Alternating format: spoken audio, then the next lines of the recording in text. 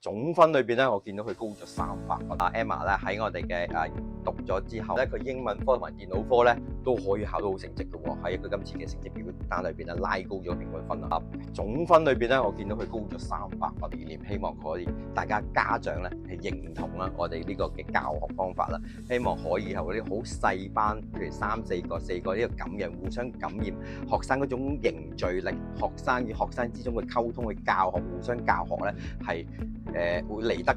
快，直接過由老師家長去教咯。今日咧好高興啦，榮幸係邀請到啦一位家長啦，同我哋分享嘅見證。咁我哋啦喺 EMM 有個 Emma 咧嘅同學啦，咁係小5學生，咁啱考完呈分試1，咁呈分試咧佢嘅成績咧係平均分啦，係真係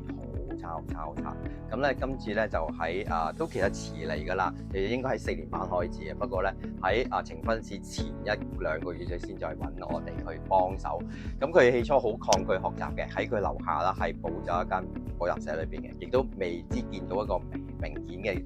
唔好講成績啦，因為冇咁快嘅佢唔係好中意去補習社補習。之後咧Emma 嘅爸爸咧就揾咗 EMM 啦嚟幫手，咁咧就嚟分享下啦。咁Emma 咧喺我哋嘅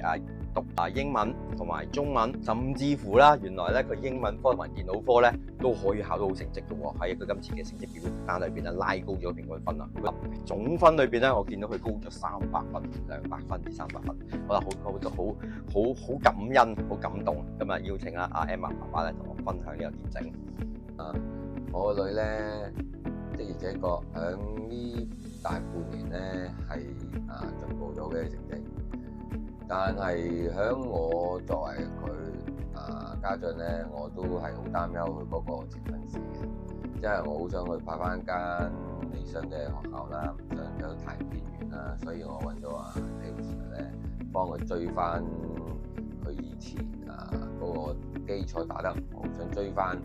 但係希望可以追到啦。咁我見到咧就的而且確係做到嘅，係呢半年係事實，佢成績係進步咗。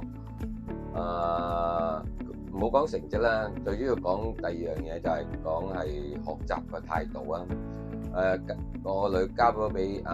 David Sir 咧，佢係提升咗佢嗰個學習嗰個能力，很主動去學習啦，同埋識得點樣去溫書咯，咁樣呢樣我睇到係幾開心嘅，唔會太過着重刻意再睇翻個成績先。雖然成績係好重要，喺而家佢呢個 moment 係好重要嘅，因為佢要真係想呈分啊嘛，想揾翻間理想嘅中學，好嘅中學。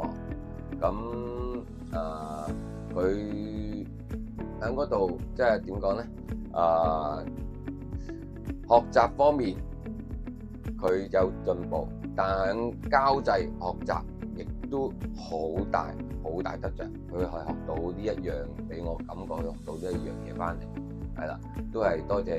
David Sir 嘅教導。咁咧喺 Emma 啦，除咗喺學習上嘅學習態度啦，教學相長，咁由高年班教翻低年班嘅同學，咁Emma咧係5年班，有陣時咧會教翻3年班嘅同學㗎，咁佢哋會咧溫故知新，咁咧亦都可以教啲小朋友啦，做一個大姐姐嘅身份啦，去教佢哋啦，咁令到佢咧有一種嘅責任感啦，慢慢大咗啦。亦都有啲高年班啦，譬如佢6年班，好謙虛問同學嘅喎，我唔識咧就問下呢個係點做啊，去教佢哋啦，佢有一種謙虛學習嘅心態咧，其實值得去加強呢種嘅理念，希望可以大家家長咧係認同啦，我哋呢個嘅教學方法啦，希望可以有啲好細班，譬如3、4個、4個呢個感染，互相感染學生嗰種凝聚力，學生與學生之中嘅溝通嘅教學，互相教學咧係